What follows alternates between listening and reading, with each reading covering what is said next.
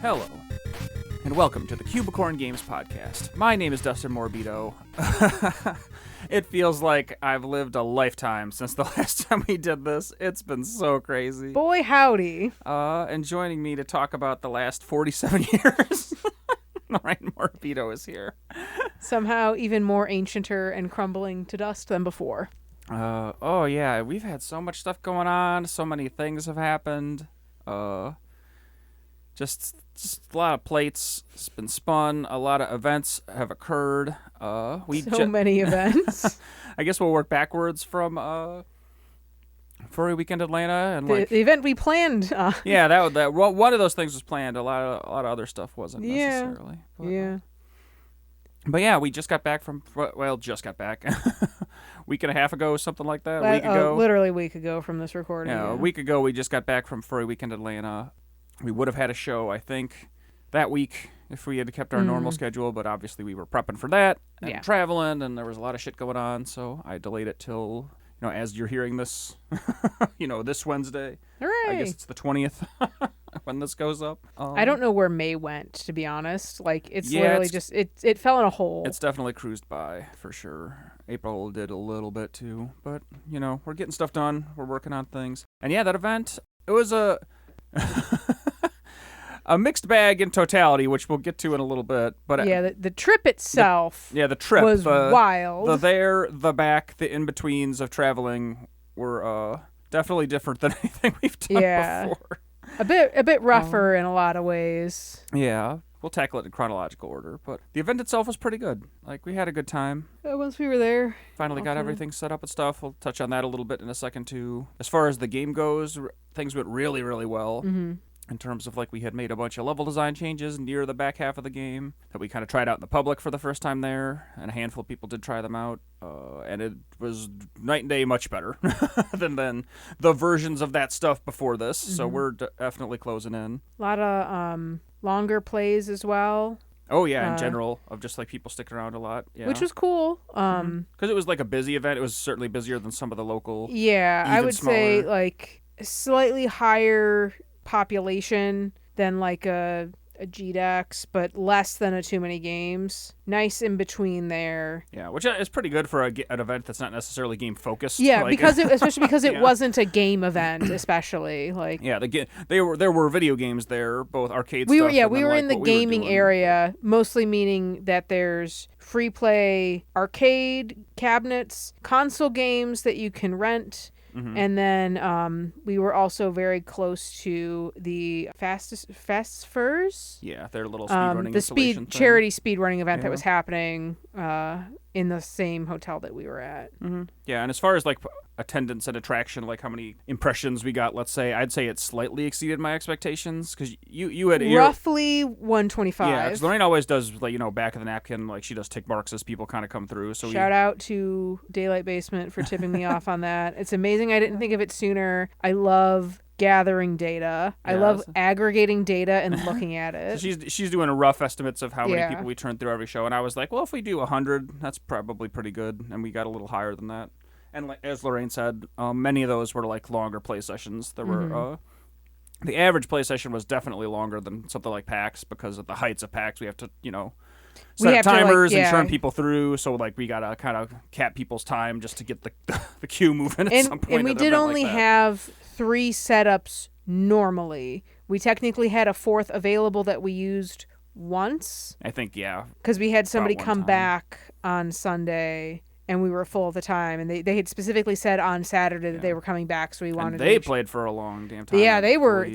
They got up almost through 5. Yeah, they played right. They played some of the 5 stuff, which is insane. But yeah, and so that was roughly 125 with 3. I'll say in maybe a half because we did only use it that one day with just really 3 setups, which is still pretty impressive. We weren't really ever super swamped. People were always generally oh hey, there were a handful of people that are if you need me to move on, they were willing to do that, and we never had a line. So it was just stay. Yeah, and then like I said, in terms of the impressions, the show itself, the crowds, that stuff was all pretty cool. Definitely a chill, welcoming vibe. I've never been to a furry convention before. Same. So, it was a new experience for me. But it was about what I expected in terms of, like, people were, in fact, maybe even a little more chill than I, like I will say, like, for as much as I love the GDQ events, the handful that we've been to, I would say on average, people's like levels of social awkwardness there is slightly higher than some of the other events we've gone to. I would concur. It's not a bad thing. It's just like, just a fact. It's just a fact. I expected anime cons are kind of the same anime way. cons are a little bit we like only that have too. experience with I only have experience with the one. You technically did another one. Sure. Down in Ohio. Yeah. And then I expected this to be more in line with that, and it was actually a little lower. And what you described, Lorraine, I think is probably correct, that like people are so in their element that they probably were just kind of, feeling themselves to some extent, which is good. Like I said, that's awesome. I'm all for it. It was a very like nice environment. There was one time, I think it was like late Sunday, you might have like stepped away or whatever to either go play something or maybe like run to the bathroom. And so I'm just like watching the booth, and someone in a suit like walks by and they just wave at me. So I wave back, and then they put their hand out for me to like just basically like kind of like lightly high five them in the suit. It was cute. Yeah. Some of the best people watching you'll ever do for sure. It was, like just kind of honestly, like I'm still like my biggest gripe with this show as a whole is how segregated everything is. It is split over like 6 hotels. Yeah, we're about in downtown Atlanta. So I saw less of this show than I do of other shows when everything's in the same room. Like, because I didn't go like 5 blocks down to go to the vendor hall, which I would have liked to do, but I would have had to go alone, and I didn't want to do that. Yeah, so I guess we'll get into the logistic stuff now, but again, to cap off the show itself, good time, good people, and for us, good impressions on the things we changed. So all that stuff, great. Can't really complain about any of it. It all worked out really well, and we definitely appreciate being invited out. Talked to Ashi a little bit finally in person, the person who's running. I had a the whole smaller video game section, I believe, but also was our touch point for the indie game stuff. Yeah. And, they were talking about how they're trying to support this and the future of it in some ways. That I guess there might be we didn't have to pay anything for this event this time, which I deeply, deeply appreciate. Yes. In the future, there might be some small fee. Like they're kind of working it out, and I'm sure it comes out of the greater pool of the event itself. They'll figure that stuff all out. Because we did receive a lot on site. It was 2 tables in like an L shape, which was awesome. Everyone had a corner basically, which was really cool. And like 3 chairs, which huge. Like we are normally hauling all that shit with us, and so not having that extra stuff turned out a lot in our favor later in the week. But that was amazing. Yeah, and like I said, we'll get into more logistic stuff in just about a second. But I just wanted to cap off again, kind of thanks to everybody at the show, both in the event who supported us, like our touch points there, and the the folks who came to play. That stuff was really good. But yeah, logistically, you're right. It was definitely one of the more complex events, and I absolutely think there's some things that could be streamlined. Yeah. Because like you described, you went from like and in this part I don't know. I have less. I'm just speaking of like our realities of like exhibiting there, right? Like at some point you were definitely like, oh, I really want to go check out the Artist Alley. I wanted to, and then just like any convention we go to or at that has an Artist Alley, I'm fucking there. Yeah. I want to go and look at stuff. I want to see artists and their things, so long as it's not AI bullshit. And I was like, partially because, like, having never been to a furry convention, I want to see what that vendor hall looks like. Yeah. I want to see what kind of stuff is there. I want to see what's going on. Because that's probably where, like, a lot of the stuff is happening. And, like, I want to see the stuff. But then the reality when you, like, as we got deeper into the weekend and, like, we kind of both realized the actual scope of how many of these hotels are involved in this event. Like... You were like, I am tired enough that, like, a 5-block-ish round trip, because it wasn't even venture like out there is not worth it. It was more of like a mental fatigue than physical at that point, because like that was like, I think I was really thinking about going Friday. That was the day I was like, I want to go on this day because like Saturday's insane. The beginning of Thursday was nutty, and I didn't want to also have to deal with if I made purchases, I didn't want to deal with them while we were packing up on Sunday. But it took us a minute to really figure out, because like there's like a cluster, at least this year, of like 3 hotels that are all somewhat interconnected and also pass through via like skywalk walkways, a mall. And it was the Marriott, it was the Hilton, and the Hyatt. We were in the I don't remember. I think we were in the Hilton. It was one of the H ones. We were in the but Hilton. that one wasn't connected directly to the mall. but the other two were, and you had to go through the Marriott to get to our hotel. And having thought that we were in the slightly closer H hotel, which I can't remember which one it was, I then realized that we were not 3 but 5 blocks away from the Artist Alley, which was in a completely different, I don't think it was a hotel, I think it was some kind of hall or something. It's probably a hall in a hotel, but I don't know, because it was like the American Marketplace, I think is what it was called. Like, and then there was all the registration and stuff was 2 blocks in the other direction, and it was just like, and the map was kind of bad. It was a very interactive map, and you could split stuff up via things like hotels and locations, but it was very hard to navigate on mobile, which was infuriating. Of any convention we've ever been to, either for fun or for business, this might be the most spread out one that we've ever experienced. It's up there with Gen Con. I don't know, because Gen Con's also a little bit like that now, where there's just like hotels and the football stadium and like the big giant convention hall. Like, it covers an enormous at least like landmass. It's just like most of it. I would say like 80% probably of Gen Con is in that convention center. That convention center is huge, fucking right? huge. So it's a couple blocks in and of itself. But it is also connected via an enclosed walkway to the area of Lucas Oil Stadium where stuff was. Yeah. The only other thing I can actually more connect to this is like previous Youmacon, because it used to be more evenly split between the Rensen and Kobo. I'm calling it Kobo. I don't fucking care. It's Kobo. And it had in later years shifted more to Kobo and is probably almost completely out of the Rensen now, since the Rensen is like half destroyed or going to be half destroyed. So that was split. That was pretty split up, but that's 2 big, very noticeable buildings on an area of Detroit that is also bordering the waterfront. So you don't have very far, there's not very much to go, and in at least one direction, it's connected by the people mover. Yeah, it's still a decent distance, but it's impossible to It's get more lost, straightforward. It's 2 points, right, as opposed to a bunch. So yeah, that's the thing I will say, is if you're planning to go to this event at some point in the future, and this is a thing I wouldn't necessarily expect them to change or be able to change, but it is the reality of it, is that it is huge and spread out. You need to if you have pay attention to where you are, mobility issues or anything like that, it might affect your experience. If you want to do everything, like if you want to experience a little bit of all of it, there's going to be a ton of there's going to be a lot walking of roundabout or getting ways on shuttles you have or to figuring take. shit or getting Ubers or whatever. There's going to be it's not going to be like, oh, I'm going to get a hotel room and everything is within arm's length of where I am. It's much more spread out than that. A fun errand I had to run on Sunday to find a CVS while we were still at the show, and I had, because we weren't staying at any of the hotels, we were staying a little out, a bit of a drive out, because it was just cheaper. And so I go to the front desk and I'm like, hey, because they had a little food store thing, but I didn't see any toiletries or anything. So I go over to the thing. I'm like, hey, do you have a convenience store? Is there somewhere I can get what I was looking for? And she's like, you have to go to the mall. There's a CVS in the mall. And I'm like, wonderful. Because we had already tried a previous day to get from the mall to our hotel where we were showing and got partially lost along the way. And ended up going outside and then walking just 3 straight blocks outside to get to the hotel. So I had to go up. She claimed I had to go up 2 floors. I only had to go up 1. I'm glad I didn't fully listen to her. Go over to the one hotel, go up 2 more floors from there, go to the mall. I then had to ask someone in the mall where the CVS was, because the food court was huge. Oh my God.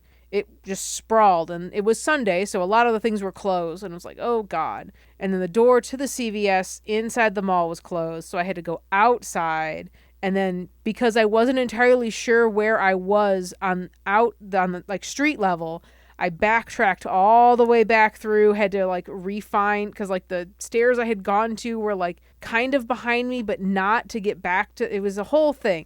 It was crazy, and I'm sure, and I took escalators and stairs because those were the most obvious things. And we had gotten burned by taking elevators before to just literally, in some cases, dead ends. So you need to be on point if you have any kind of mobility thing and have trouble with stairs or escalators or can't carry stuff down those things. You need to know in advance where you're going and how to get there. And sometimes you can ask people for directions, and sometimes they will tell you they have no idea where that is. So yeah, that was extremely infuriating. The multiple times where we got even just like slightly lost, it turned into a big thing because of how like just confusing the hotels were, to be honest. Like, they were nuts. But also the fact that everything was so spread out that like one hand wasn't really talking to the other, so it was very hard to like circumnavigate where you needed to go from there, which isn't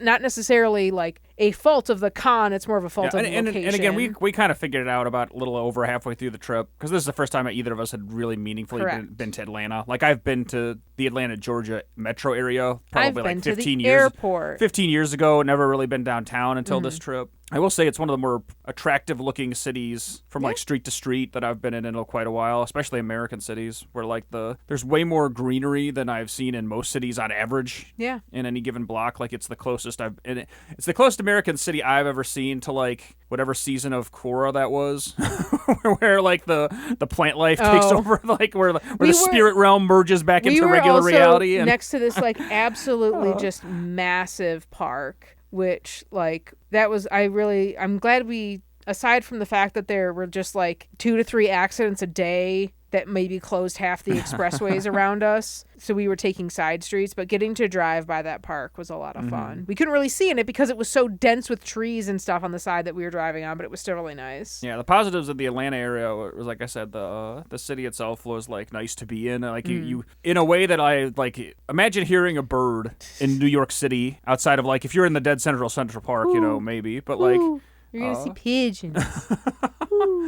But like here, when we were doing one of those, that one day we got lost or whatever, we were walking those couple blocks from the hotel, you could, in addition to hearing, you know, cars and people sounds and all that shit that you hear while walking around a city. An infinite number of Waymos. There was enough little bits of nature where you could hear like, oh, there's an animal or two still actually kicking around here, you know, living their lives. So I don't know, that was pretty nice. And then like you said, the drivers, I would D- at best. Like, definitely, all the worst driving I've ever seen in this country has been experienced like south of like central Tennessee. Once we got past, because I like in the times we've been to Florida for vacation stuff, people down there drive like absolute maniacs, and so I was like, well, maybe it's just this shitty state. No.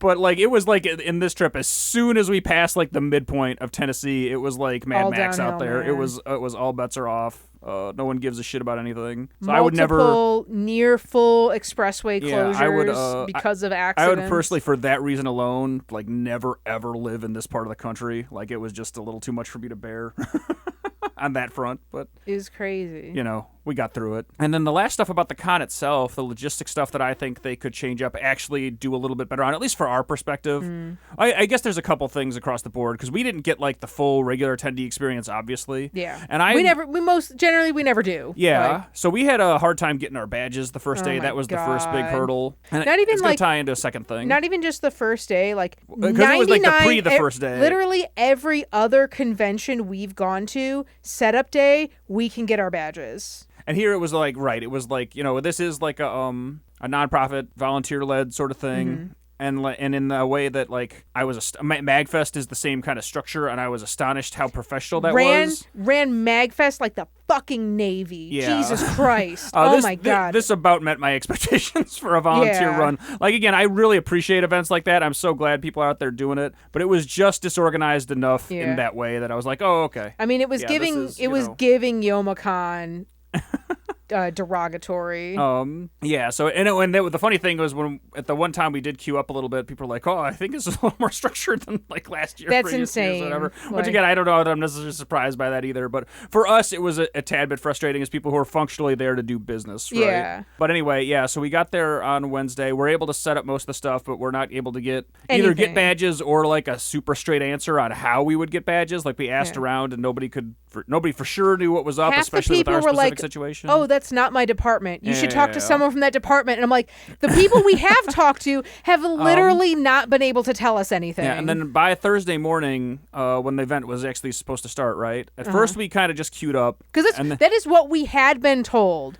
It was a thing. It was in the neighborhood of things we'd been told. I can't remember. Ashi, I think. They had sent me the like email a late night email. They had given you said to queue up at the they main said that thing. was a thing we could do, or we could try to like organize with somebody else. And so we did that initially, and about like I think it was like 20 or 30 minutes went by. We were standing there, and Oh, it was. I'm and the pretty queue sure it was the queue longer was than not moving an inch. They had not opened it yet, and we were supposed to be like we were realistically supposed to be we should have been open. yeah, we should have been open at that point. Which again, we'll get to that in a minute. So at some point I was like, well, let's just go. Which is what It was just like when we got stuck in that traffic from that accident. Yeah. Like, but by the time in that situation we hadn't moved at all for about a half an hour, I was like, we're just getting off the expressway and we're gonna go drive in whatever direction we need to move somewhere. Mm-hmm. So that was the same thing in that badge queue. When after we had stood there for about a half an hour and not moved a single inch, I was like, all right, let's try to break glass and see if we could do a plan B.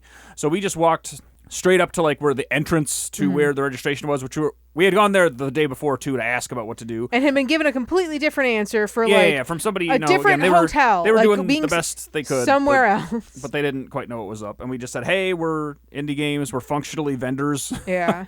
Is there a way we can just get our badges? And that person let us in, and then we talked to somebody at registration, and I don't think they had badges on file for us necessarily, because they then had they our sent accounts, us. Well, but we had made accounts on the website, but I don't think there were like badges No. associated with them. So then they sent us to the help desk, and then they were able to hook us up, Yeah. and we figured it all out. It was fine. But all that to say that like, because we might not have, so I suppose it is a problem that we didn't have badges associated with our accounts. Yeah. Because we didn't have badges associated with our accounts, we might not have gotten the full like suite of emails or whatever leading up to the show. I'm wondering about that. I don't know that actually. I have no idea. Because I have now, like this past week, I did receive an email because I didn't have. For a I was survey trying or whatever. to find Yeah. because like you were like, oh, we need a FWA account, and I'm like, Yeah. I did not make one. I did that for you. You did that for me, so I never got any kind of email confirmation about that account. Right. Because I was just like, I don't know what it is. Mm-hmm. But I have since received a like survey about how the did event. we do survey, which Yeah. I do want to fill out. Yeah. But like, But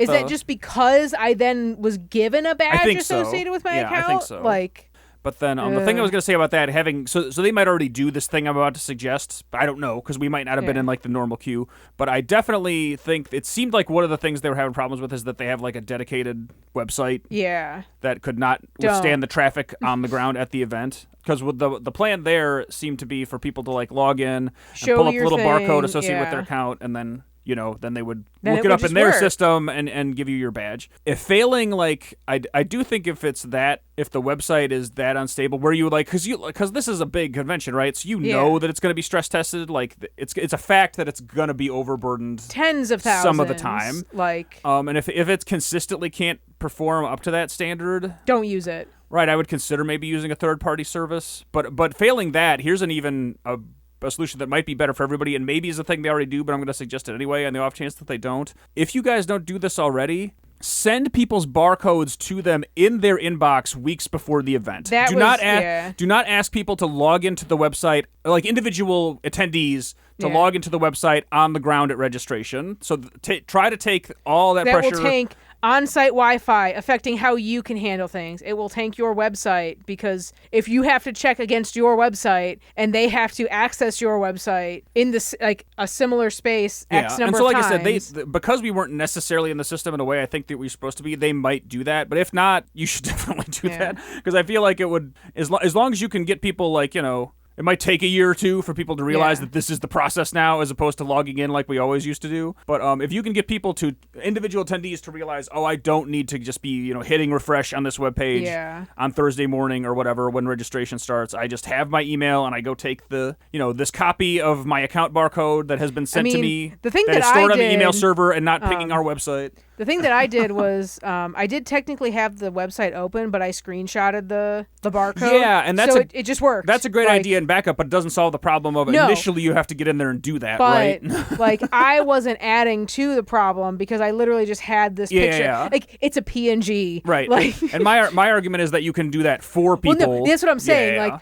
I didn't need to be on the website to access the PNG. Yeah, I had a picture of it. Yep. Send them the picture. So that would be could theoretically be a good thing if that's not already being done already. And then for our perspective specifically for the indie stuff, there are two things that I would probably change. The things that like, again, we've never done this show before, so that I didn't necessarily know going in, but I always want to be like, it does sound like they're still in the process of building the indie space or there. iterating on it, changing it, whatever. I would probably tighten up or move back the opening time on Thursday, and I would have a much more structured time for setup. So because I had sent out an email inquiring like, hey, when can we set up? I want to make, because I want to make sure we're open when the con is open. Yeah. Like, I mean, we've done this a billion times already. We know how con setup works. As people who are usually traveling a fairly decent distance to go to events, like I put it when I have to, I put a day in our itinerary just to make sure we can be at the place, all set up and ready done. to go minute one of the first day of the event or whatever. And I did that for this. And it didn't really work out in our favor because, well, first there was the badge thing, which is just a little confusing. And then on top of that, the video game area was not ready to go when the quote-unquote con started. Like if the con was starting at 11 a.m. or whatever on Thursday. They were still setting up arcade cabinets. Yeah, they were setting up arcade cabinets and moving stuff around. And like, we saw people, like, when we were there, I think we were probably all stood up about like 11:30, 11:40ish maybe, after like all that shit, all the other stuff going on.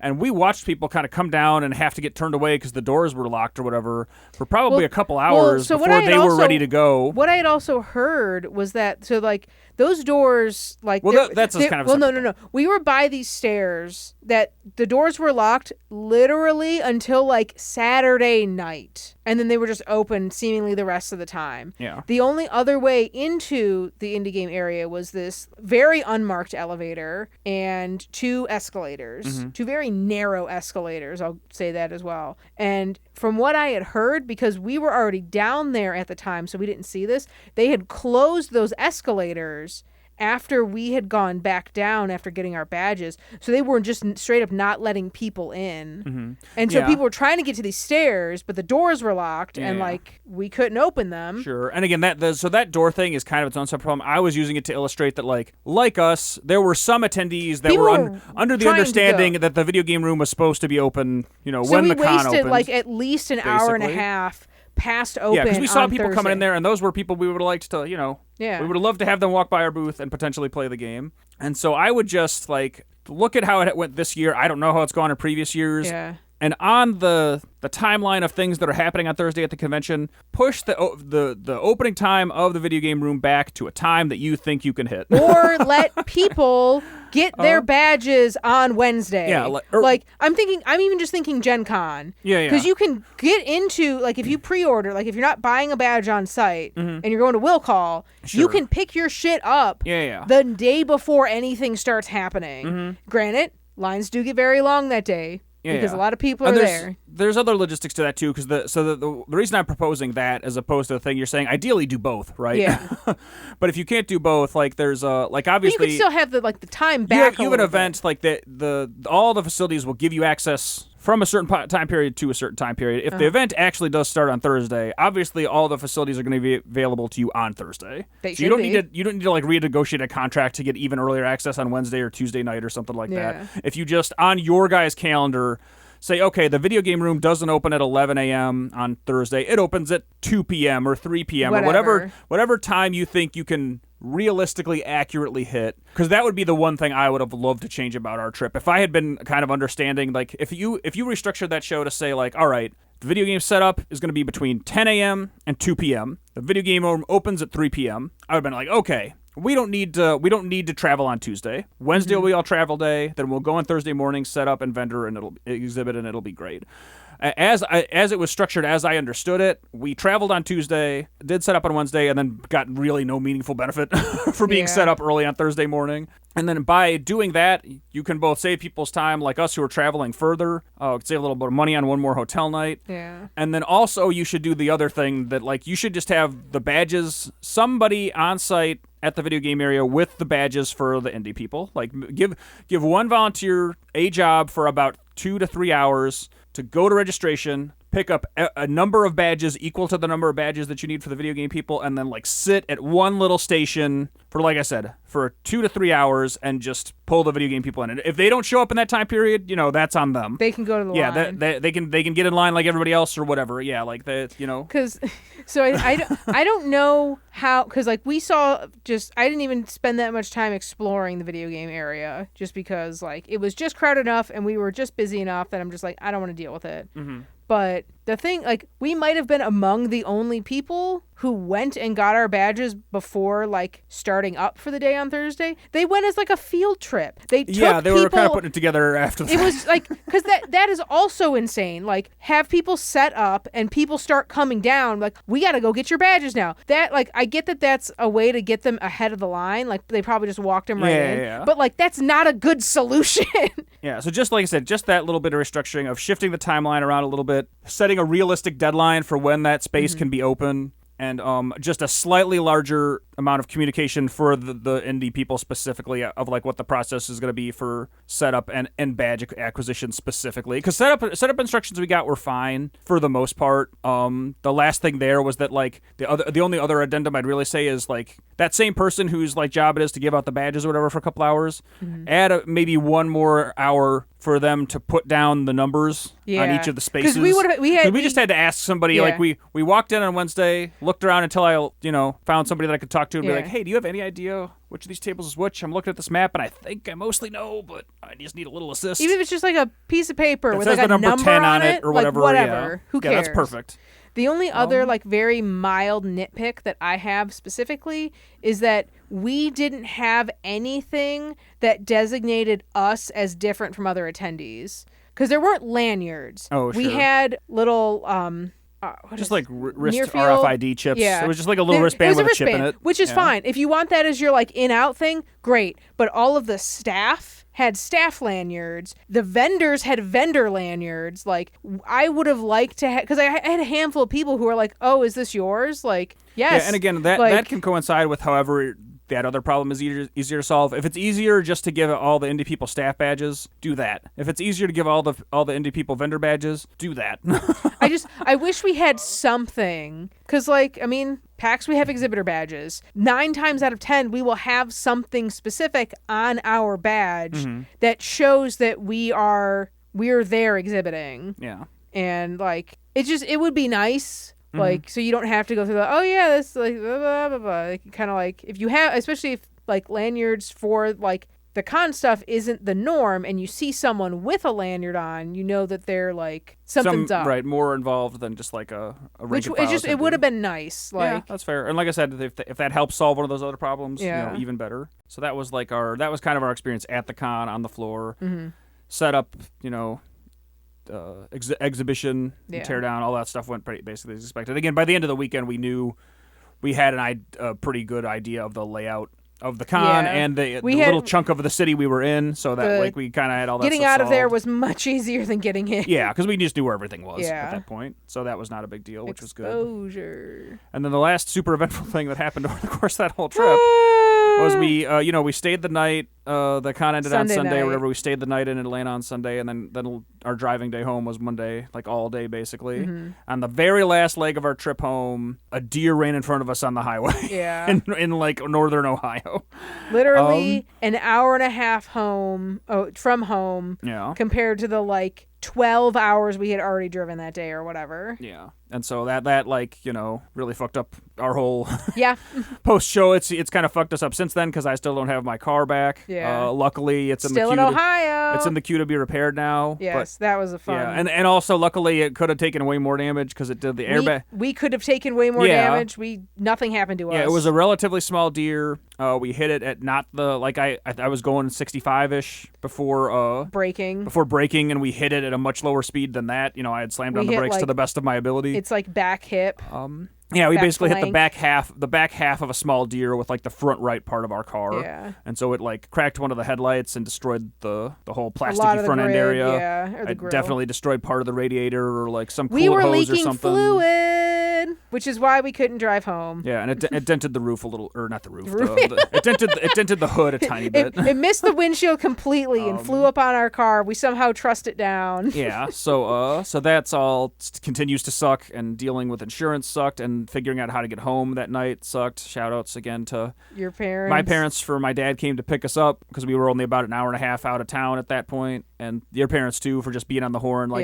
Everybody kind of giving us simultaneously FaceTiming both families. Yeah, just kind of figuring out what we were going to do. Show what's going on and kind of keep them up to date. And so that's been one of the things that's in addition to trying to get back into the regular swing of things, it's been juggling that. Yeah.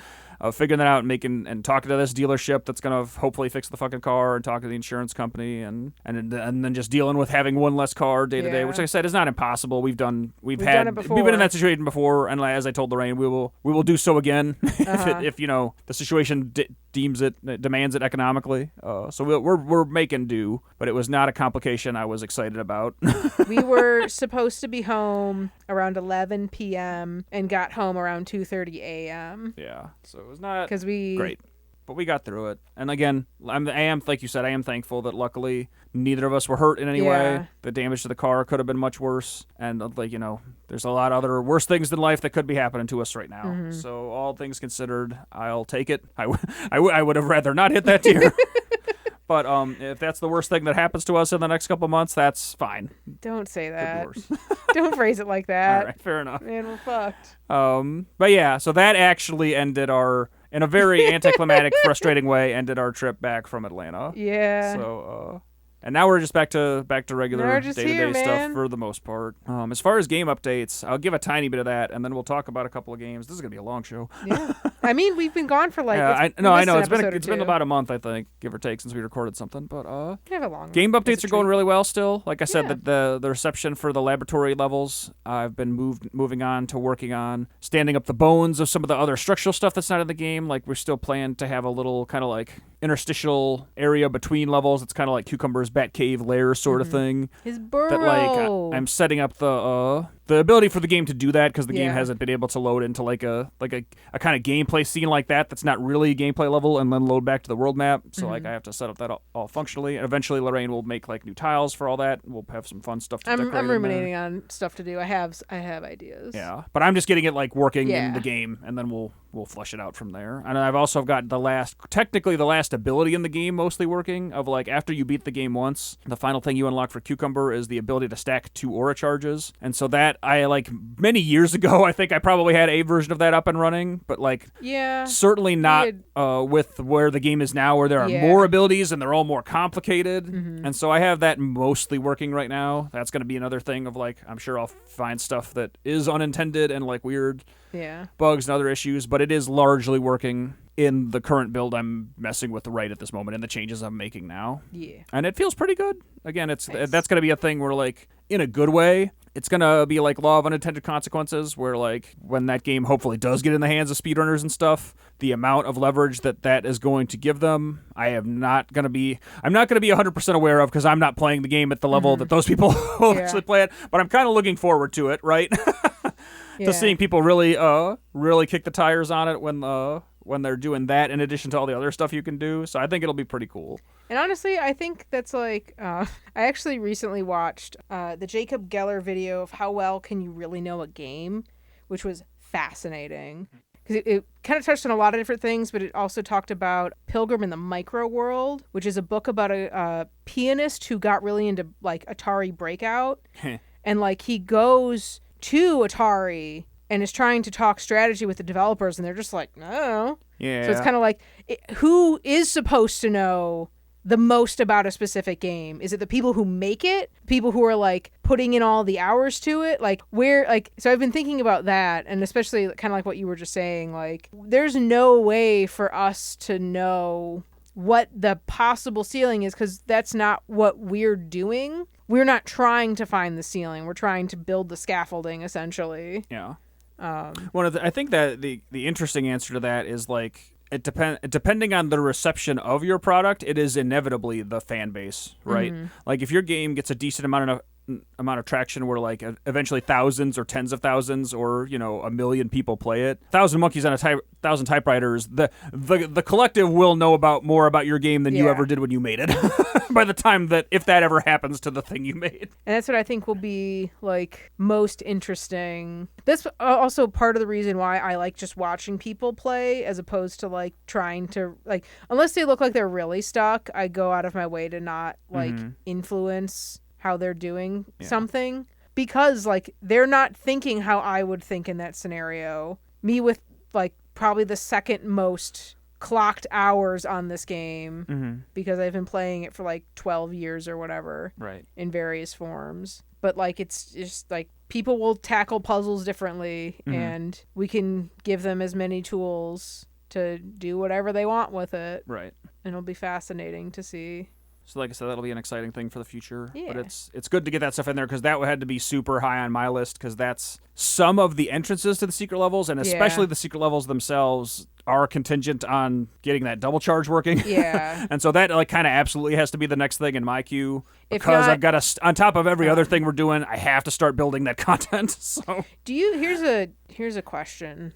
Are you going to make are the secret levels intended to be completed with all abilities unlocked? Their heights absolutely are. So I'm not gonna definitively say that every single platforming sequence in all those levels requires you to have every ability. That I haven't I'm gonna take it a little bit in stride as I make more stuff. But some sections of all of those levels will absolutely require you to have everything. Sure. Yeah. The intent is for you to do the overwhelming majority of that stuff after having beaten the game one time. Okay. I'll save this discussion for this. Yeah. We can talk about that more later on.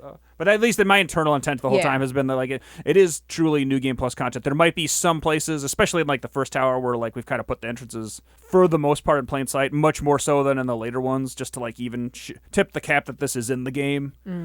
So those in particular might be a little less on that, but like the deeper we get, like you described on our drive home, I think I wouldn't necessarily say that there will be like in a similar way that we're sort of going for with the base game, where there is a somewhat linear curve up, and like complexity and difficulty. I expect the secret levels to be more all over the place, but the general vibe is that for the most part we will consider them New Game Plus content, where for the most part the expectation will be that you have played the whole base game and have all of the abilities at this point. I have a further question that I'll save for our own meeting discussion. Fair enough. Yeah, I mean, we'll have more games to talk about in the future. So on another show we can get into it deeper once we've gotten into it deeper. Yeah. But yeah, that's pretty much it for Cucumber stuff. Like I said, and we're rolling along. Yeah, I'm rounding out boss fight sprites for 5 and 6, like ending sequences, because those are still not completely finished. I have the move learning ability, like the new move screen for the double aura charge, which I know what I'm doing, and it's going to be funny and stupid. I have to make a more finalized version of the second aura, because I do have, like, I think in the game right now that the version Dustin was messing with was like an older iteration that I did of a potential second aura charge that I'm going to tweak in some ways, probably. Yeah, I think that old one doesn't look bad, but I just needed to get something stood up there. Yeah. So I'm sure that's literally why I made it in the first place, like 3 years ago or whenever that was. Yeah, we'll get it in there. Yeah, so that's it for our game stuff. And then as far as other things, there have been a couple indie games that I wanted to give a look at and have a little discussions on, because these are both games that are for developers that I at least have spoken to at PAX and since then a little bit in some regard. Yeah, there's 2 indie things we checked out. I checked them both out a little bit before this, and then we checked them both out a little bit together. Yeah. Yesterday, 2 days ago, whatever it's been. I think that was yesterday. But what is time? I guess we'll go in the order of the stuff we played yesterday, like how we played them in sequence then.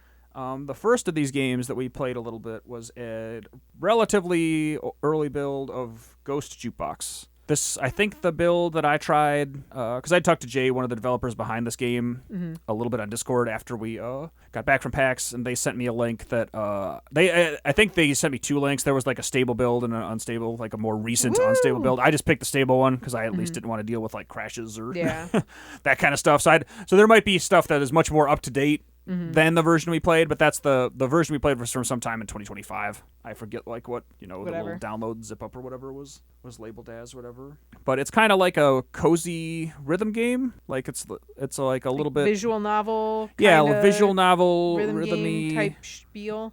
Vibe out kind of thing. At least the slice that we saw. Maybe there's like other stuff planned, but it was like a single screen. You're kind of having a kind of one-sided conversation, and then there's like rhythm game segments. Yeah, I don't know, because I had read the Steam page after this and got a little more context for it, like kind of like the description on there, and we'll get into that in a second potentially. But whether you're explicitly or implicitly supposed to be like a kind of a therapist for the dead, it seems like that's the vibe they're going for. I don't think there was necessarily a line of dialogue in that said that specifically, which I don't know that there needs to be. But that's just an observation. But in the slice that we played, it definitely felt more like 2 characters having a conversation than like a client and like a vendor. I don't know, like a therapist, like a therapist patient relationship. It felt more like a little bit more like two characters kind of hanging out, and that either I think any structure of that is fine. Like it's kind of whatever you want to go for, but yeah, the primary emotional beat being that like it's characters in the afterlife kind of helping each other through their feelings with the additional power of music. I do like the way that little space looks. That little ghost character is very cute. The little kind of room that you're chilling out in is nice. Once you get into the rhythm portion, the visual part of the track doesn't look bad. Like I'd say I'm like neutral on it. I don't think it looks amazing. I definitely don't think it looks terrible. I have some other thoughts about the gameplay stuff that we'll get into in a second potentially. Oh, that was the first thing I was like, what was the first thing that like really took me off guard? The first thing that like really threw me for a loop when we booted it up and got past the title screen was like the like kind of text bubble that you iterate text through as you're having conversations being at the top of the screen continued to wig me out through most of that demo experience, because the first time you load in that scene, it's basically like a big orange block that like I think the first text that appeared in it in the demo we did was like a little ellipsis, right? And so I didn't even notice that it was on screen. Like you were the one that's like, oh, it's the thing is, you like, push the button to continue. The thing with that was like it was on screen the entire time. Yeah. Like loading into that scene, it was already there. So if it had like appeared, like even if it just like faded expanded out or anything, made any sort of animation, it would have drawn the eye more. Yeah. It kind of blended color scheme wise with a lot of the rest of the room, so it could have just looked like part of the siding or whatever. Like it didn't stand out as a text box. And also like the font on it was so small and like center aligned like all the way up at the top, so it was not and like I don't remember if there was like an actual animating cursor on the screen at that point, or if there was just like a cursor, like maybe like a little down arrow or whatever. I don't remember anything about it drawing my attention to it aside from the fact that I saw an ellipses up there. Yeah. And I did, like I said, I don't know how long it would have taken me to notice that, but it took you pointing it out for me to notice it. Like I was like, oh, okay, that is where the text is. But like my big thing with that was, like you said, it's all the stuff you just said for sure. But then on top of that, like people are so conditioned to having a text like in that lower third, like roughly in the bottom little section of the screen, like where you'd see like, the ticker on a news broadcast or something on TV, that like, unless there's a good reason for moving it, don't move it. I mean, I guess is like my I opinion. said while we were looking at it, the reason it's up there is so it doesn't have to get moved out of the way when the screen transitions down to the like track or whatever. That's the reason it's up there. I suppose, but again, like that is literally the reason it's up there, because it stays in place and it does like kind of awkwardly hang after you finish a music track because it's waiting for you to click again to advance the text box. That felt like kind of clunky. Again, if it had just faded out and then faded back in with something else, like that would have been like, oh, I need to advance this, because like most of the time after that you were just sitting on that screen because you weren't thinking to advance the text box. Yeah. So like I said, it was a thing that came up multiple times over the course of just that little play session. I was like, I was trying not to pilot, so I didn't like get in your way. Yeah, I just didn't expect that UI element to be in that place, and like as you described, I don't think it drew attention to itself as well as it could have. As far as the gameplay itself, I definitely think they're onto something. Like I'm on board with everything about the pitch of the game, and less on board in the current execution, I'll say. Because if you're saying it's like a kind of a chilled out, narrative thing interspersed with like rhythm game elements, that all I'm on board with. Sure. That sounds great. And of the little bits of text we were in there, like I could nitpick maybe about like a sentence or two. But like for the most part, that the writing stuff seemed fine. The fact that the text did fall off the well, that's a technical thing though. Like that double was a little that's weird. Fine. They'll fix that. Yeah. I mean that's literally the only thing I have to say aside from it not like presenting itself as something. That is the only thing that stood out to me as, in quotes, incorrect or potentially like a problem about the text. It was fine. I thought the like introspection was nice. I liked the little like kind of back and forth that was happening. Yeah, so I don't really have any strong criticisms about that dialogue stuff, but then by the time we get to the rhythm game, I definitely think it needs to be structured up a lot. Like it feels super loose and super disconnected in like not a great way for me. It didn't look fun. Like the fact that you're like it's mouse based, I don't think I would vibe with that at all, period. Yeah. I just don't think I would enjoy that. I like because you have to like it's still moving on a track like a Guitar Hero game or whatever, but you're shifting the... It's notes that come across the screen from the right to the left. They're dragging. Yeah, they're more like they're on like an actual staff, right? Yeah, but yes. It looks more like a sheet of music than... Yeah, with like little ghosty icons instead of like musical notes. But in the place of notes. Like there's 4 right. like tracks or lines or whatever, and you have to move the mouse vertically... To line it up with that, and then you also have to click. Yeah. And in some cases hold, which it seemed a little finicky. Yeah. I don't know if that's been tightened up in like the unstable build or anything.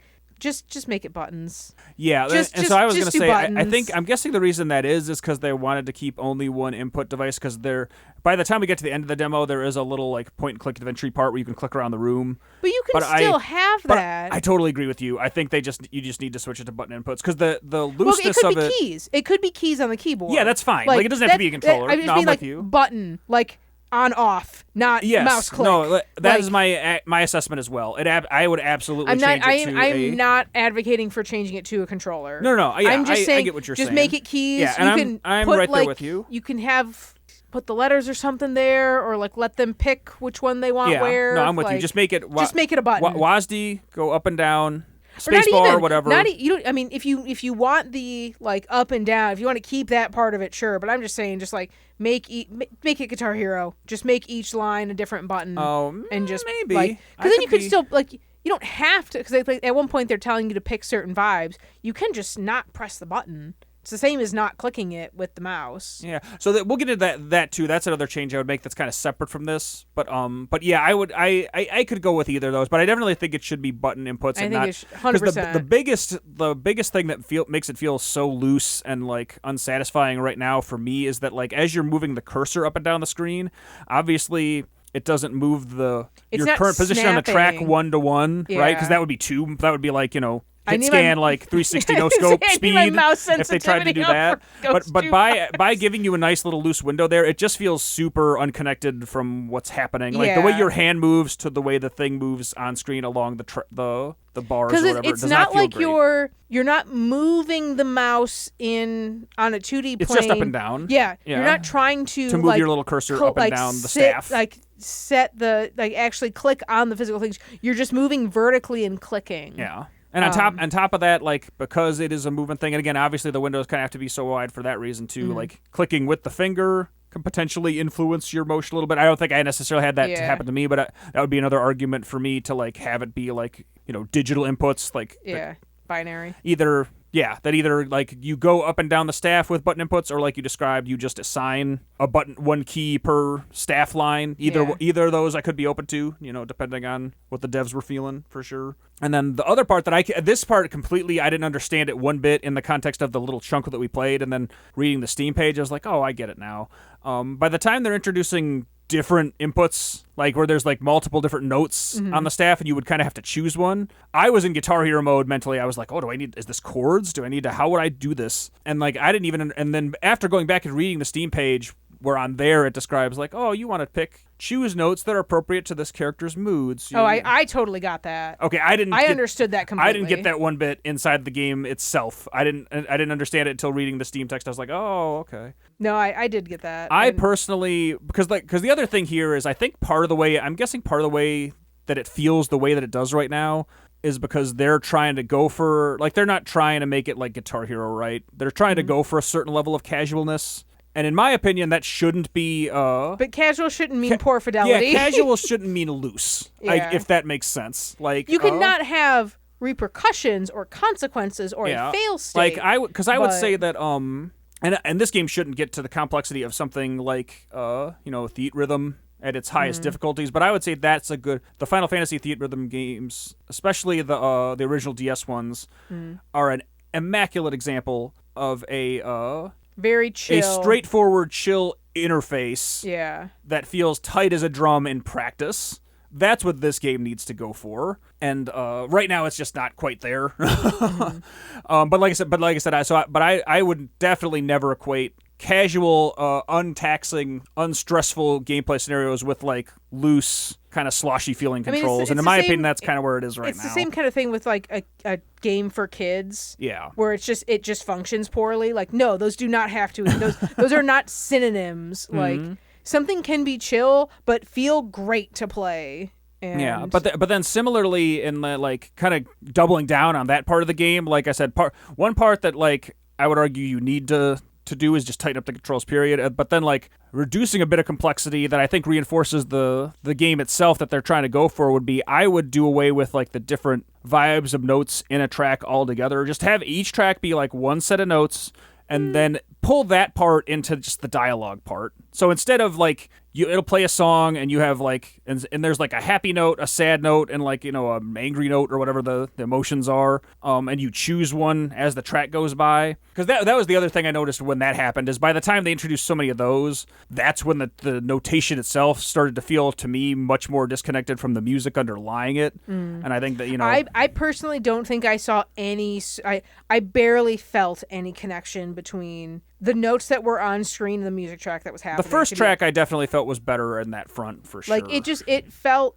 because it didn't feel like you were actually influencing it. It really didn't feel like there was any connection to it. So like I don't think I don't think you necessarily need to go that far if you're more willing to like because like there was that little like there was a little like jukebox at the end that was like playing tracks from the thing. If you could have gradations like, oh, this is this version of the track if you played more of the happy notes, or this is the one where it's only the sad notes, like yeah, so that if you could kind of shift between those depending on the notes that you're playing, so like that's something. I would go two different routes that basically like have the track be representative of the dialogue and either like have you make dialogue tree choices with the character that determines what track you get, or have the scripted, straightforward conversation with the character, and then you choose, like, hey, you just had this, these emotional beats with this person. What do you want to play them? Do you want to play them a happy song? Do you want to play them a melancholy song, or whatever? I think that latter one is more like what the game is now, except instead of choosing note by note, it's just choosing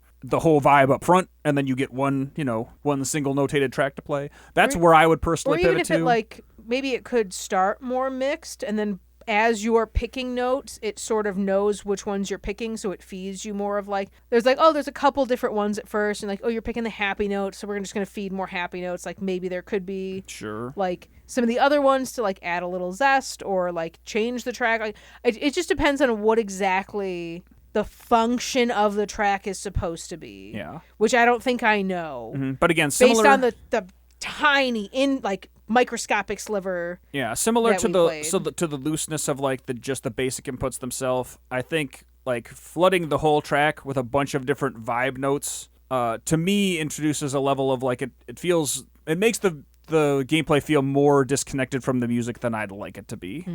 This just visually, just in terms of on the screen, like where you might have a happy note closer to the middle of the staff and then like a sadder note below and a even more jubilant whatever. If there's three notes in three different positions, obviously the music is only going to move one way. Right? It's either going to stay the same, go up in pitch, or go down in pitch. And I don't want to have that in like incongruity in my head, like making a choice on that as opposed to what the music's actually doing. And so yeah, that stuff I would all definitely take a hard look at and like make some decisions on for sure. And then the last thing I would say about this project, and this comes more from my conversation with Jay than the game itself, although I did look at in the app itself, I looked at the credits and just saw, because they have a ton of people working on it. I think at most maybe one or two people is putting like most of their time on it. Like for the most part, it's people chipping in little bits where they can. But in talking to them on Discord, we were just we kind of veered into conversation about like business stuff and how to like eventually make a thing, make enough money to pay people. It's very hard. It's very hard. And I would say for a game of this scale, I'd say it's probably close to impossible that they're going to make like the kind of money that they would need to pay this team what they're worth. Yeah. And that's okay. But if they're going to try to stick together as a team and eventually make products that they, could pay day jobs for like, 10 to 15 to 20 people, this game should be more considered like a proof of concept. Like I wouldn't worry about this game making money. I would just get it out the door to prove you guys can make something. and then make something else. And then whatever comes next, I would scope that game larger than this game if the staff is going to be that big. Yeah. Because again, we're struggling with that right now of like how much can you charge for a thing versus people's expectations, and like how much money would it need to make its money back versus how many people are working on it. And again, I think we're just lucky to some degree to be in a really good position where we're working on with 2 devs. And have about 1.5x living expenses because we're living in the same place. We're married. We get to have the same grocery bills and shit like that. True. We get to hit the same deer. We get to hit the same deer. It's true. But if you have like 10 people working on a thing and they all have their own apartments and their own healthcare and all that stuff, that's making games of this scale, unless you get absolutely bafflingly, astonishingly lucky. Which you could. Yeah, which you could. It could happen. People get struck by lightning. These things happen. People hit deer. But I don't think it's super likely. I think in the longer term, in like a 5 to 10 year plan, you have to scale up. Right. If you guys as a group want to make games that can make enough money to fund the games, group, you're gonna probably have to scale the scope of the next thing you do. That's why it's just the 2 of us. or scale the team down, which again, like that's a harder. I don't know which of those conversations is harder to have. Actually, we've never had the luxury of having that many people interested in working on a thing. So I'll leave that to you guys. But those are my thoughts on like there's no good answers to any of that. But that's kind of just like my assessment. Even of if you do scope the a game, industry more than the game, I suppose. In some you could like scope everything out for the size, and it still just might not catch. Like there's always absolutely. that. Like no, 100%. Going bigger does not mean you're going to succeed. Yeah, like for everything is volatile. Everything is bad. Games are really hard. For sure. But like I said, overall, I think it's a concept that is strong. I think there's a lot of promise in it, and I definitely think like the edges need a lot of work in little ways that add them all together, and I think it really shine that. There's product definitely up, something there. So that was Ghost Jukebox. You can wishlist it now on Steam. There's an itch page up that I don't think there's a demo on the itch page because, like I said, I just had like a Google Drive link, but I'm sure there will be at some point. Yeah. So. And then finally, the last thing we're going to talk about before we end this extremely long show is a game called Nullpoint Protocol. So I had met one of these developers as well at PAX. They played Cucumber for a little bit. We chatted, and I had intended to play the game there and just never got around to it. And then turned out we were busy. Right, and then I had intended to play it for the last couple months, and it was just in the queue, and I never got around to it. But finally, I had checked it out a couple weeks ago, actually, a little bit, and then I had you play the demo too. Just to see if you had kind of like the same reaction I did to the beginning of it, because we're going to get into a conversation we've had, at least in person, with a lot of people. I don't remember. We've probably had a decent amount of it on here at some point, too. I don't know. Of just like how to onboard people to a thing is more relative to this game, because we didn't. So neither of us played the paid version of this game. We both played the Steam demo a little bit. And if the demo, anything like the beginning of the game... Yeah, I'd be curious if they're different at all, other than like I'm sure that content that is barred off is in the full game. We'll get to that in a second, but I would also guess the intro is probably pretty freaking similar, although we don't know that. Yeah. So we're speaking from as 2 people who played the demo and have not played the full paid product. Correct. Yeah, I think that there's a lot going for this game that I like, but I think it has some like significant onboarding problems of just getting people introduced to it and how it begins. If you hadn't told me it was supposed to be a roguelike, I never would have guessed that. And to be fair, off the bat. To be fair, I'll give you this. Like, I just placed this Infernal Lorraine. Like, most people will, I was given, like, negative context. Have read the Steam page or whatever. I read the Steam page and knew at least what it was going for. No, he just absconded so I with guess I put Lorraine even more blind this. than the average person would be, where I just I handed her the controller with the title screen up and He's just like, hey, you're playing this. Hey, I'm like, okay. But yeah, I don't think it is structured as well. Like, this is a conversation we had. We talked about it when we did that one PAX talk locally. For like what I would tell people to do at PAX is probably pretty close to what I would tell people to do for a Steam demo, with the exception of like a Steam demo can be longer. Is you need to workshop a tight 10 to 15 minutes of your game that explains the game, shows why it's fun, and feels engaging, especially near the end, but like over the course of the whole thing, right? Like, and it has to do all that without any context from anybody else. I think the demo that is on Steam for this game right now is just a little rougher than that. Yeah. In every respect. Because it starts with a big, like, long, elaborate cutscene thing that I don't think looks bad. Yeah, it was interesting. But it's like, in my opinion, it's too long for like before gameplay happens. Yeah. Because it kind of begins with like this, like, it's like all anthropomorphic animals, and they're like there's scenes in the space station, and there's a calamity in space, and that's once you get to later parts of the game, you kind of see a similar version of that cutscene every time you start a run. But then the part that's unique to at least that demo chunk, or maybe the first chunk of the game if you buy it or both, somebody at a console sees a thing happen in space, like summon the Space Forces, and all that stuff happens. And then sort of separately almost, it's like, here's a calamity on a planet, and here's a monster, and here's the citizens of that planet, and here's a space fighter or whatever fighting that monster. And those two things don't feel like they're super tied together. Yeah. And so all that put together feels very long, and like I said, they don't feel like they transition as well as they could from one to the other. And then you basically begin like a kind of like boss fight tutorial thing, because that was the other thing I didn't know from like looking at the Steam page. I guess I should have looked even closer. I do believe it is mentioned on there, but this is kind of a boss rush game. In addition to being like a roguelike, it's not necessarily like a more traditional 3D action game or a platformer or something like that. Yeah, whatever. So that would be my first. I would cut that whole, I would cut probably like 50 to 60% of that preamble off of that introduction. I would condense it down to just like monster, planet, you fight, action. Like get in there quicker. Because even because I went and did like a run or whatever, or maybe, I don't really know. It was still very confusing, the like progression screen of going through things, and then it plays the whole thing again. Yeah, well, like I said, that was you can skip it, but like it's the whole thing again. And like I'd already watched it twice at this point. Sure. A third time? Oh my god.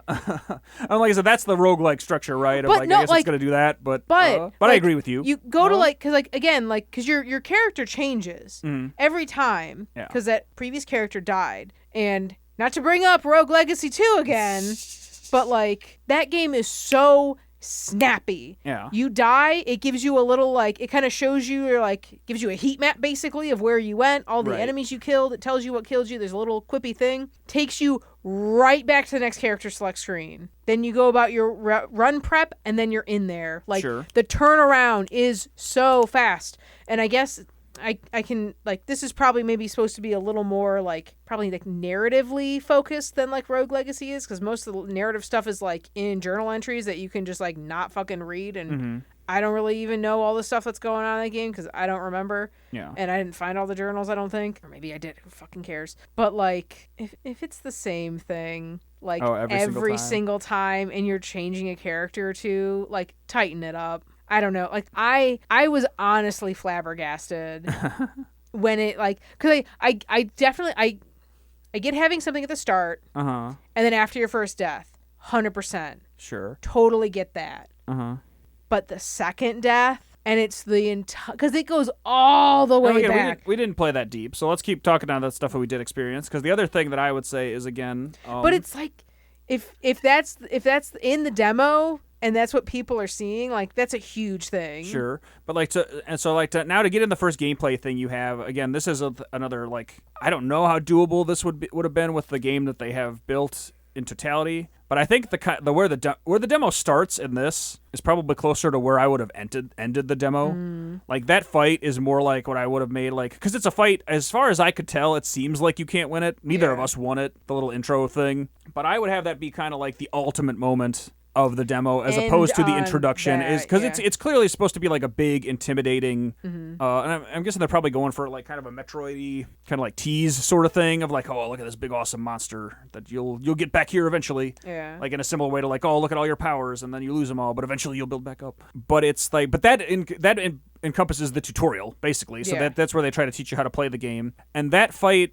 But first of all, I wouldn't start with like a big, intimidating, grandiose thing when you're teaching someone how to play, because I wouldn't necessarily want to put that on their mental stack of like, oh, this is a fight that like appears kind of taxing, but then also you have to learn what the buttons do.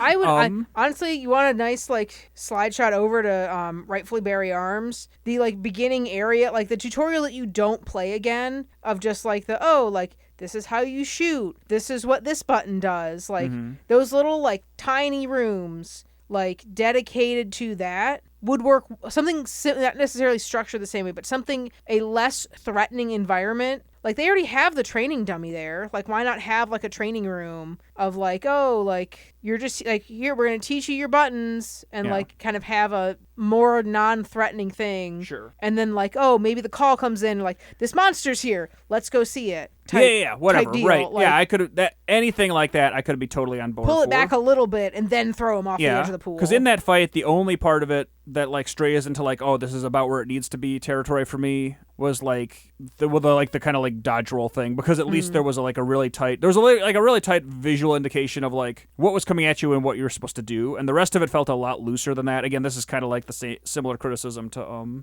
like the rhythm stuff in Ghost Jukebox, right? Where like, because the way that enemy is structured, it's basically a big thing in the sky that like projects stuff onto a platform that you're on. Yeah. And so when the game is teaching you like, oh, here's your attacks and here's how you swing your physical attacks or shoot projectiles or whatever, that stuff kind of just does damage to the enemy. Like, you're not aiming for a part of its body. I don't think you are shooting at a specific part of it. It's just like the camera is so far pulled out, because I do get that this is also like a multiplayer game. Yeah, that's actually really worth noting. But I forgot like, to mention that too. It's so zoomed out. We both technically played this single player in a game that supports up to 4 players, I think. Like, if it's not exclusively a multiplayer game, I feel like there should be some, like, it should be doable single player. Like, if it's not meant to be, like, if it's not like a whatever. Yeah, whatever. Yeah. Like, I get what you're friend saying. slop game or whatever, where you need to have like sure. It needs to be 3 people or it's basically unplayable. Yeah, but the way that enemy is structured, like I said, that feels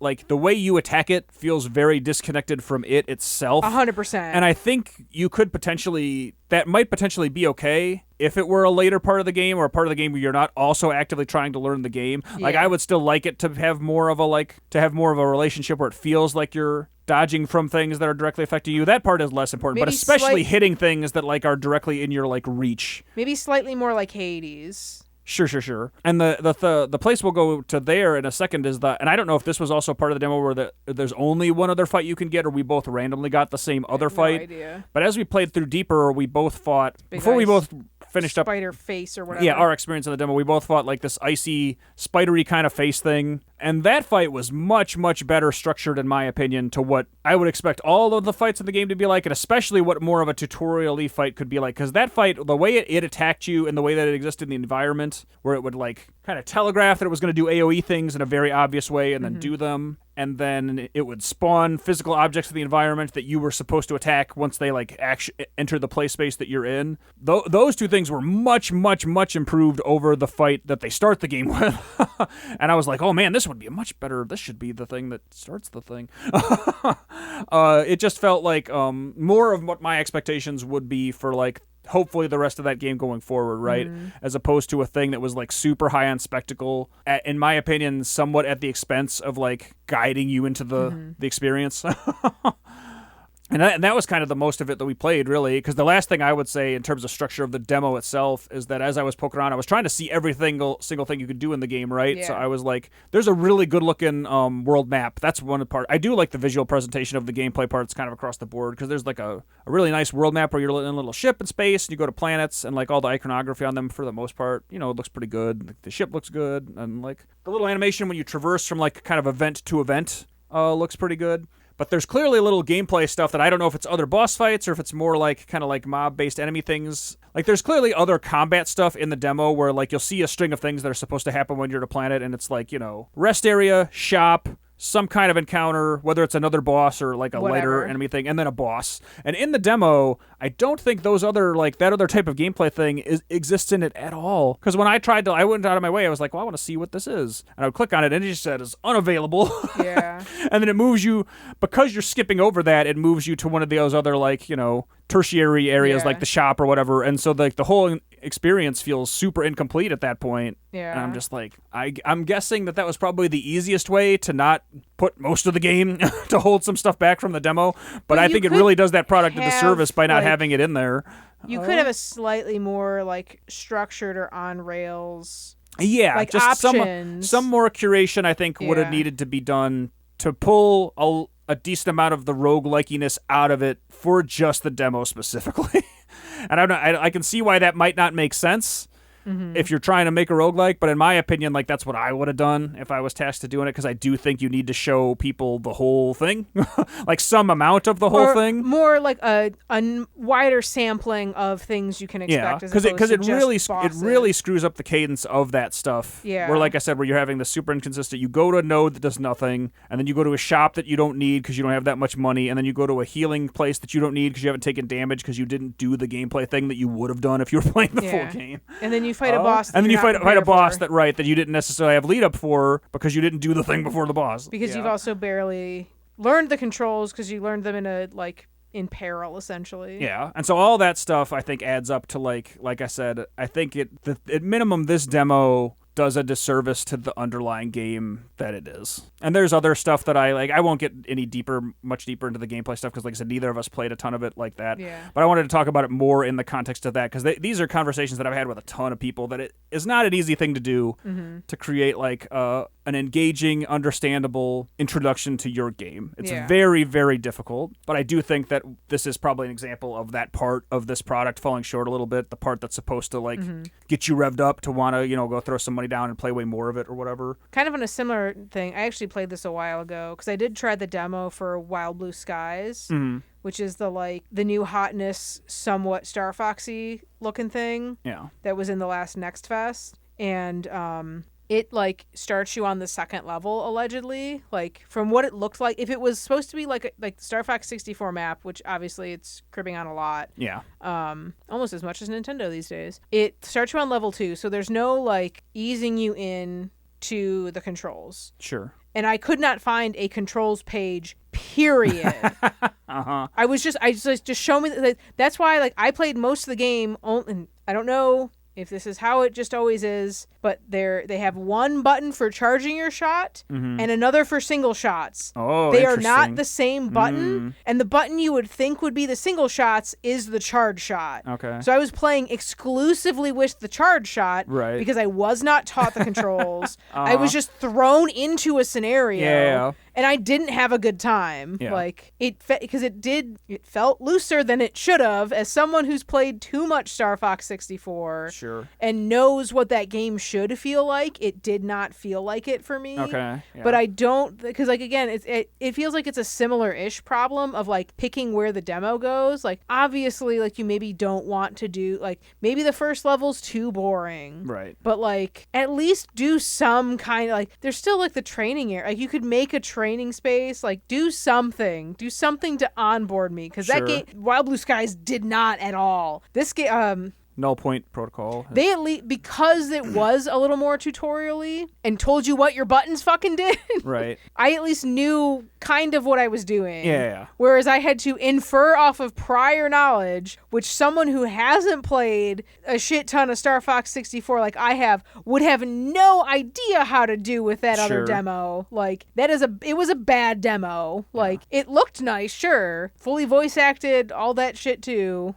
Presentation was nice. Yeah. But I did not think it was a very good demo personally, and it did kind of turn me off on it. Sure, and that's the other thing with Nullpoint too that is I think is kind of a shame is that there's clearly some pretty high production in parts of this game. The 3D art looks really good, the gameplay art, the little guys look like cute and well animated and stuff like that. The 2D cutscenes that exist, clearly a lot of time and effort went into them. My question for the devs though, why don't the helmets look dog-like? I need to know. Why aren't they dog? Why aren't the front of them dog shaped or whatever? If spacemen are dog, why not dog shaped? Well, I'm just inquiring minds want to know. Fair enough. If you have an explanation, cool. I'm just curious. Yeah. If it's just because it's easier to make, I totally get it. Yeah. No, I'm just curious because they all have snouts. They're all visibly dog. Some of the helmets do have ear. Why not nose? Yeah. That's all. That's it. I'm just curious. But that's a good point because that's where I ultimately wanted to bring our conversation back to Nullpoint onto is like I said, I think there's a lot to like about that game, but the fact that it doesn't, in my opinion, put its best foot forward in a really meaningful way is even more of a shame in some ways when you consider how much work you can clearly see went into the whole product, and it looked like how many abilities and stuff there were and all that stuff. But there was a ton of stuff in there. But the way the demo was structured specifically for me, I kind of just bounced off of it. Same. For that reason, I was just I feel like I haven't been pulled into this seamless. I in don't a way know that, like, what I would I'm have liked supposed to be paying attention Yeah. to, or what like is supposed to be the thing. Yeah, and then really that was when I decided I was like, all right, I'm not playing anymore. When I saw that like when I started trying to get into the runs and I saw that like unavailable thing on little parts of the content that it let me click on, I was like, oh, okay, I'm done. Yeah, it's not gonna give me the full context of what this thing is, so I'm no longer going to look at it. And again, we're struggling. It's one thing to block off portions, but like, right, that bait and switch felt terrible. Like, oh, I'm gonna click on this thing thinking that I'm gonna do something and then be denied it felt really bad. No, it did. It definitely did. I was really confused. Yeah, and so we're, like I said, we're in the middle of deciding this right now, and as we've continued our conversations of what is ultimately going to be in the Super Cucumber Steam demo that will eventually be on that platform, I've continued to inch more and more towards like we're going to put more in it, not less. And I'm pretty sure we had a long conversation with on the drive back from FWA. Pre-deer. I'm pretty sure, pre-deer. I'm pretty sure we know what's going to be in the demo now. Yeah. But it's going to be more than I would have put in initially. And that's where I would tell you lean that direction personally. Like I said, I guess we'll have once we launch it, we'll have a more on the ground feeling on that for real. It does depend game type to game type. Yeah. If you can distill the it of it in like a tiny little snapshot and you just want to show that to not show the rest of your hand, sure, cool, do that. Yeah, I guess that's right. The more nuanced answer, right, is that like if your game naturally does all those things I said, if it naturally, onboards people relatively seamlessly, doesn't overstay its welcome, and remains engaging, if the kind of like the first little chunk of your game does that, then put that in the demo. Mm-hmm. If your game doesn't do that, I would not necessarily carve out like the most engaging part of your game and put that in the demo as is, and I also wouldn't necessarily I guess even at that point, maybe that's part of the opposite argument, make it like much, much, much longer so that you quote unquote can get to the parts that are cool. I would say you probably have to like create something bespoke that might just be kind of part of the demo. Like you might have to gin something up in the way that people used to do in like, the old days of E3 or whatever, like build a little vertical slice that might not directly exist even in the final product, but is maybe the right thing that needs to be done just to hook people there in. Are like mostly like Nintendo games come to mind. When they put out a demo, a lot of them will have either like really early or even bespoke stuff and then allow transferring into a final game. Right. It's not necessarily always the easiest thing to do, but like it's happening in modern day as well. Like people are doing that to an extent. Mm-hmm. Because the thing that immediately comes to mind was like I think it was Pokemon Sun and Moon. They had a demo that you could get, and it did have bespoke content. Like it was in an area that already existed in the game. Obviously, it's still just a fucking Pokemon game. We're not like, God forbid, we even try to reinvent the wheel with a lot of that shit.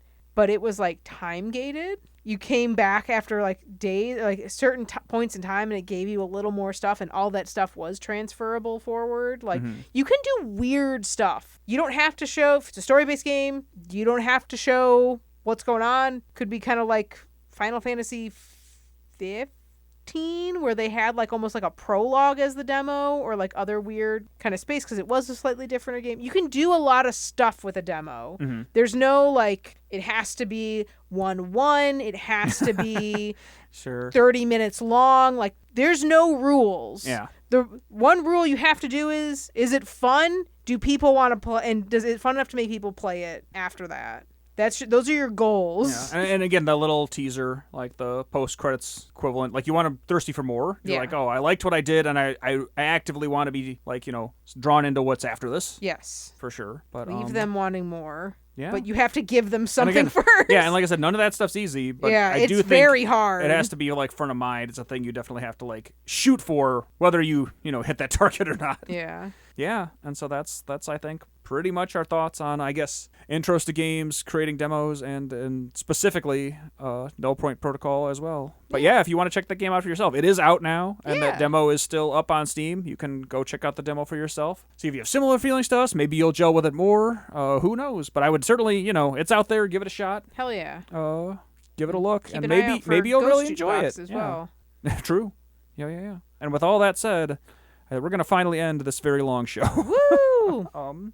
If you want to support us, you can listen to this podcast. You can subscribe at Apple Podcasts, Spotify, and most places podcasts are found. If you ever want to send us indie games to check out, just like we did on this show finally, I do try to look at stuff from time to time. So email us, links to your indie stuff at podcast@cubicorngames.com. If you want to help our game dev efforts, go search for Super Cucumber on Steam, wishlist that game. Woo! And then while you're on that Steam page, you can scroll down. There's a Discord server on there. If you want to hop in there, that's another great place to chat with us. Us there. Show us your games, play demos of Cucumber, like builds of Cucumber as we put them out.